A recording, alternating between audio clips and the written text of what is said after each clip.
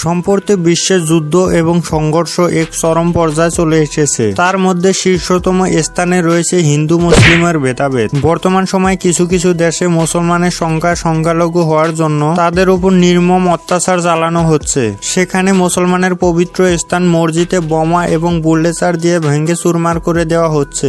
এমনকি চীনে মসজিদ ভেঙে টয়লেট এবং মদের দোকান দেওয়ারও রেকর্ড রয়েছে। আজকের এই এপিসোডে তেমনই কিছু ভেঙে দেওয়া মসজিদের দৃশ্য দেখবো। তো চলুন স্টার্ট করা যাক আজকের এই এপিসোড। আলামিন মোহাম্মদ মসজিদ। গাজার খান ইউনিস শহরের আলামিন মোহাম্মদ মসজিদটি ইসরায়েলি হামলায় ধ্বংস হয়েছে বলে জানা গেছে। হঠাৎ এই মসজিদটি কোনো প্রাথমিক সতর্কবার্তা ছাড়াই এবং প্রতিবেশীদের কাউকে না বলেই আঘাত হানে। তারা বৃদ্ধ, শিশু এবং নারীদেরকে আতঙ্কিত করে তোলে। অবশ্যই এই আক্রমণের পরে ইসলামের পবিত্র কোরআন শরীফ মাটিতে ছিন্ন ভিন্নভাবে পড়ে থাকে। পরে এই ধ্বংসের জন্য অনেক ইসরায়েলকে বন্দী করেছে। বারাবাঙ্কি মসজিদ। 17 মে 2021 উত্তরপ্রদেশের বারাবাঙ্কি নামের একটি মসজিদ প্রশাসন ভেঙে দেয়। ভাঙ্গার 2 মাস আগে মার্চ মাসে প্রশাসন মসজিদে মুসল্লিদের প্রবেশ বাধা দেয়। এর ফলে এলাকায় মুসলমানদের বিক্ষোভ দেখা দেয়, যা পুলিশ কর্মকর্তারা লাঠিচার্জ করে প্রশমিত করে। 17 মে জেলা প্রশাসন মসজিদটি ভেঙে ফেলার কার্যচক্র পরিচালনা করে।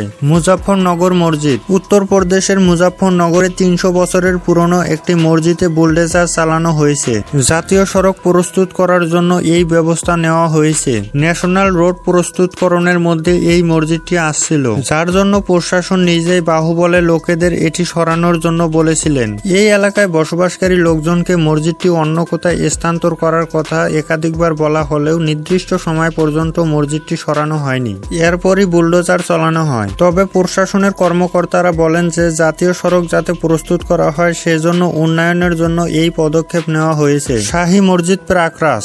জানুয়ারি মাসের 2023 সালে প্রাকরাজের জিডি রোডে অবস্থিত 16 শতকের এই মসজিদটি হাইরোড প্রস্তুত করার জন্য কর্তৃপক্ষ ভেঙে ফেলা হয়েছিল। মসজিদের ইমাম মোহাম্মদ বাবুল হোসেন বলেন যে এই বিষয়টি 16 জানুয়ারি 2023 এর জন্য নিম্ন আদালতে অন্তর্ভুক্ত করা হয়েছিল, কিন্তু আদালতে পৌঁছানোর আগেই তা ভেঙে দেওয়া হয়েছিল। জামিয়া মসজিদ বাঙ্গালোর।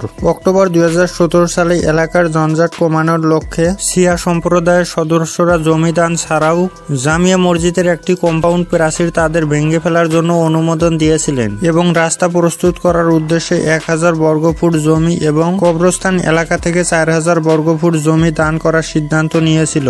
আখুনাজি মসজিদ। ভারতে রাতের আধারে ভাঙ্গা হলো 800 বছরের পুরনো মসজিদ। জানা যায় মোট 10টি বুলডোজার দিয়ে এই মসজিদটি ভাঙ্গা হয়েছিল। কয়েক ঘন্টার মধ্যে দিল্লির উন্নয়ন কর্তৃপক্ষ মসজিদটির পুরো চতুর্থী ধ্বংস করে দেয়। মসজিদের পাশাপাশি বাহারুল উলুম মাদ্রাসা, যেখানে 25 জন ইতিম শিশু থাকতো, সেগুলো গুড়িয়ে দেওয়া হয়। মসজিদ ভাঙ্গার সাথে সাথে সত্তরের একটি কবরস্থানও ভেঙে ফেলা হয় বলে জানা যায়। দিল্লি উন্নয়ন কর্তৃপক্ষের কোনো ধরনের আগমন নোটিশ ছাড়াই প্রাচীন এই মসজিদটি ভেঙে ফেলা হয়েছে। অভিযোগের মাধ্যমে জানা যায় যে অন্যদের মসজিদ ভাঙ্গার কথা জানাতে চাইলে সেই সময় ফোন কেড়ে নেওয়া হয়েছিল।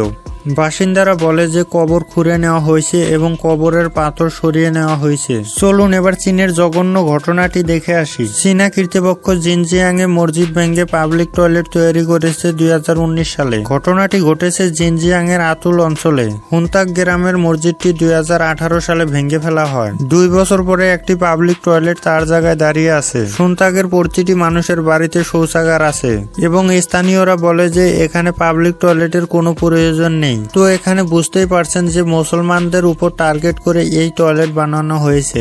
চীন জিনজিয়াং এর 70% মসজিদ ধ্বংস করেছে এবং এই টয়লেট দিয়ে কেবলমাত্র আগাদের সাথে অপমান যোগ করেছে। শোতান শহরে কর্তৃপক্ষ ভেঙে ফেলা মসজিদের জায়গায় একটি অন্তর্বাস কারখানা তৈরি করার চেষ্টা করেছে। একটি রিপোর্ট অনুসারে জানা যায় যে গত 3 বছরে জিনজিয়াং এর 10,000 থেকে 15,000 মসজিদ ধ্বংস করেছে।